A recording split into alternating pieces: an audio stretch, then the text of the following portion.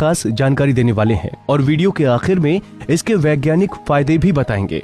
जनेऊ, जिसे संस्कृत में यज्ञोपवीत कहा जाता है, दिखने में तो ये साधारण सा 3 धागों वाला सूत से बना धागा होता है, लेकिन हिंदू धर्म में इसको 16 संस्कारों में से एक संस्कार माना जाता है, जिसे उपनयन संस्कार कहा जाता है।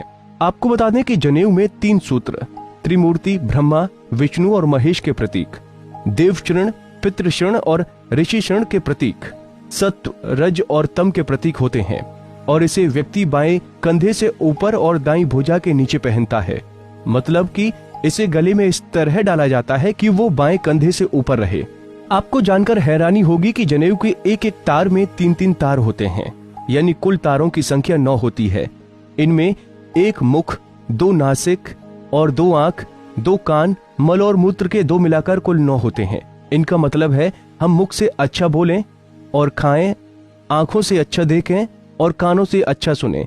जनेऊ में 5 गांठ लगाई जाती हैं जो ब्रह्म, धर्म, अधर्म, काम और मोक्ष का प्रतीक है। ये 5 यज्ञों, 5 ज्ञानेंद्रियों और 5 कर्मों के भी प्रतीक हैं। तो वहीं जनेऊ की लंबाई 96 अंगुल होती है, क्योंकि जनेऊ धारण करने वाले को 64 कलाओं और 32 विद्याओं को सीखने का प्रयास करना चाहिए। वैसे तो सही मायने में बच्चा जब 8 साल का हो तभी जनेऊ पहना देना चाहिए, उसके बाद ही शिक्षा शुरू करानी चाहिए। लेकिन आज के समय में ऐसा नहीं होता है, इसलिए शादी के पहले जनेऊ पहनाया जाता है। तो चलिए अब आपको बताते हैं जनेऊ धारण करने के बाद के नियम। सबसे पहले तो मलमूत्र विसर्जन के दौरान जनेऊ को दाहिने कान पर चढ़ा लेना चाहिए और हाथ स्वच्छ करके ही उतारना चाहिए। इसका मूल भाव ये है कि जनेऊ कमर से ऊंचा हो जाए और अपवित्र न हो, और अगर जनेऊ का कोई तार टूट जाए या 6 माह से अधिक समय हो जाए तो बदल देना चाहिए। खंडित प्रतिमा शरीर पर नहीं रखते। धागे कच्चे और गंदे होने लगे तो पहले ही बदल देना उचित है। तो वहीं घर में जन्म मरण के सूतक के बाद इसे बदल देने की परंपरा है। जिनके गोद में छोटे बच्चे नहीं हैं वो महिलाएं भी जनेऊ संभाल सकती हैं, लेकिन उन्हें हर मासिक धर्म के बाद इसे बदल देना पड़ेगा। इसके अलावा बता दें कि जनेऊ को शरीर से बाहर नहीं निकाला जाता। साफ करने के लिए भी इसे कंठ में पहने रहकर ही घुमाकर धो लेते हैं। भूल से उतर जाए तो प्रायश्चित की एक माला जप करने या बदल देने का नियम है।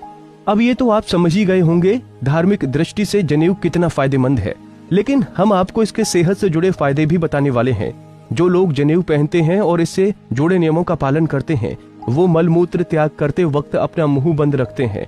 इसकी आदत पड़ जाने के बाद लोग बड़ी आसानी से गंदे स्थानों पर पाए जाने वाले जीवाणुओं और कीटाणुओं के प्रकोप से बच जाते हैं। जनेऊ को कान के ऊपर कसकर लपेटने का नियम है। ऐसा करने से कान के पास से गुजरने वाली उन नसों पर भी दबाव पड़ता है जिनका संबंध सीधे आंतों से है। इन नसों पर दबाव पड़ने से कब्ज की शिकायत नहीं होती है। पेट साफ होने पर शरीर और मन दोनों ही सेहतमंद रहते हैं। तो वहीं रिसर्च में मेडिकल साइंस ने भी पाया है कि जनेऊ पहनने वालों को हृदय रोग और ब्लड प्रेशर की आशंका अन्य लोगों के मुकाबले कम होती है। जनेऊ शरीर में खून के प्रवाह को भी कंट्रोल करने में मददगार होता है।